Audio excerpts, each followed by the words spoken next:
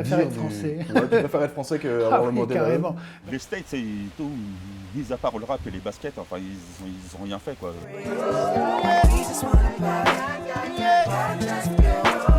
Ils sont beaucoup plus avancés, mais après, c'est toujours particulier. Parce que oui, tu peux avoir une caissière où elle est dans un truc, elle a son hijab et tout, ça passe, je me dis, bah, ça ne me dérange absolument pas. Le modèle semble fonctionner là-bas et je suis pas sûr qu'il y ait beaucoup plus ou beaucoup moins de problèmes qu'ici. T'as l'impression vraiment que là-bas, ils ont une ouverture d'esprit qu'on n'a pas ici. qu'on n'a pas ici du tout. Et c'est dommage. Je trouve ça complètement tordu.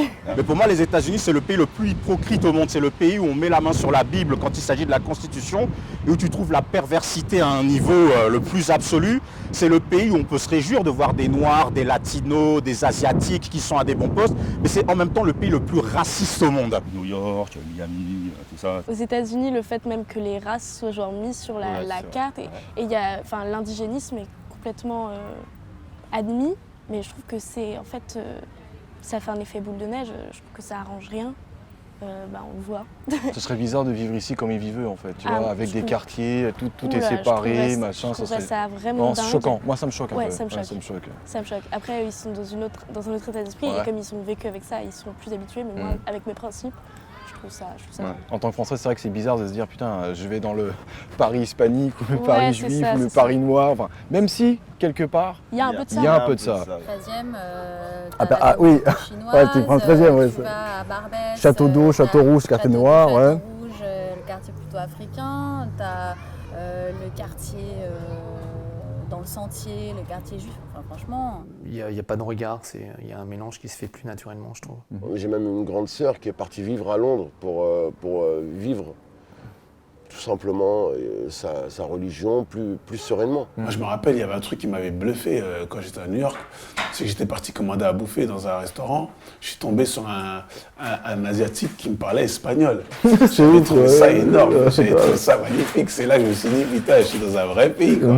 Après, il y a quand même des ghettos, que ce soit à Londres ou aux États-Unis. Les gens vivent en communauté, mais parfois un peu trop. Moi, ça me gêne un peu trop, ouais. C'est un peu trop. C'est vrai que imaginons. On a les Pakistanais d'un côté, on a les Afros, les Juifs de l'autre, les Jamaïcains de l'autre, les Italiens de l'autre, et ainsi de suite. Pour des Français comme nous, c'est bizarre. C'est bizarre, ouais. Les gens sont curieux, donc dans un premier temps, ils vont être très open-minded. Sauf qu'en fait, quand tu creuses un peu et que tu leur expliques que tu es musulmane, on a été invité par une famille afro-américaine, donc très catholique, et qui avait l'habitude le dimanche de faire un barbecue après la messe. Donc ils nous avaient invités parce qu'on avait sympathisé. Donc on leur expliquait qu'il n'y avait pas de problème, par contre qu'on ne mangeait pas de porc. Pourquoi ? Eh bien parce que nous sommes musulmans. Donc sourire crispé. Oh my god! Tu manges pas de bacon? C'est ça. C'est ça. Donc là, l'invitation a été assez. On n'a plus de nouvelles de cette famille parce que on a compris qu'on était. Vous avez mangé quand même? On n'a pas été invités au final. On devait y aller et puis ils nous avaient dit qu'ils allaient. J'ai ping-pong en fait. C'est ça. C'est surtout aux États-Unis où j'ai vécu ça, c'est que là-bas, donc il y a énormément de religions, voire des religions très peu connues, des petits groupuscules.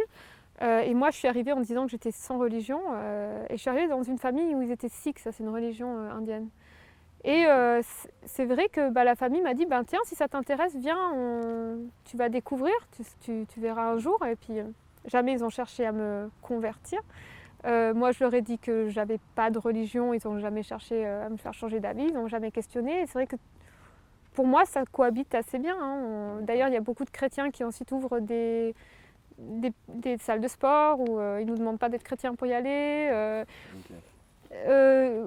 Tel que j'ai vécu à Chicago, ça se passait bien. Après, je suis pas d'accord sur le système un peu social, c'est-à-dire très communautaire, que nous on n'a pas en France, on a la chance d'être hyper mélangé. Donc hyper mélangé, oui et non. Quand je dis hyper mélangé, c'est qu'en fait, dans nos quartiers, je trouve qu'on va trouver de toutes les couleurs, on va trouver des gens qui viennent d'Inde, des Chinois. On vit ensemble, on est mélangés, alors que là-bas, j'ai remarqué qu'il y avait un côté très communautaire dès qu'on rentrait dans les quartiers populaires. Effectivement, il y a ce côté, il y a le Chinatown, il y a le côté Spanish, tout ça, non. Sauf que moi, quand je voyage au States et je traîne dans différents quartiers et tout, je croise des gens de différents milieux, partout. Ils se mélangent quand même. Ils se mélangent, sévèrement. Le côté positif, réellement positif, c'est que dans le modèle anglo-saxon, quelles que soient tes apparences, si tu rapportes du fric, si tu es efficace dans ton travail, tu vas avoir un travail quelle que soit ton apparence. Gars, si t'es bon, si t'as des compétences, on te prend que tu sois voilé, que t'aies la moustache, que t'aies les dreads, que si... Tu vois, et ça, en tout cas, c'est ce qui... Moi, c'est ce qui fait la balance par rapport à ici. Ah ouais, moi, en tout cas... Juste sur nos compétences, mais pas sur notre C'est ce qui... Pour moi, c'est ce qui saute aux yeux. Après, ça demande quand même à étudier, hein, attention. Hein. Ça ne veut pas dire... barreaux, etc. Ouais, bien sûr, hein, comme partout. Mais... Tant que l'oseille rentre. Voilà. Voilà, c'est ça. Donc l'oseille efface... C'est pas, en fait, moi je crois pas à la gentillesse gratuite ou... voilà, il y a le communautarisme marche là-bas, c'est-à-dire qu'ils ont leur chaîne, etc. Mais en haut, ils mangent une part du gâteau, donc je pense que c'est pour ça qu'ils laissent faire. Les États-Unis, c'est encore différent des Anglais, quoi. Les Anglais, bon, ils ont quand même réussi à se mélanger, à faire un peu des fusions de culture, je trouve. Hein. Après, aux États-Unis, non, je trouve que c'est de la ségrégation totale, de toute façon. Bah, eux sont... Sous couvert de « wouhou, on est cool », non, ils sont pas cool. Ils se tirent dessus, quoi. Enfin, genre, t'as qu'à voir les derniers trucs qui sont arrivés, quoi.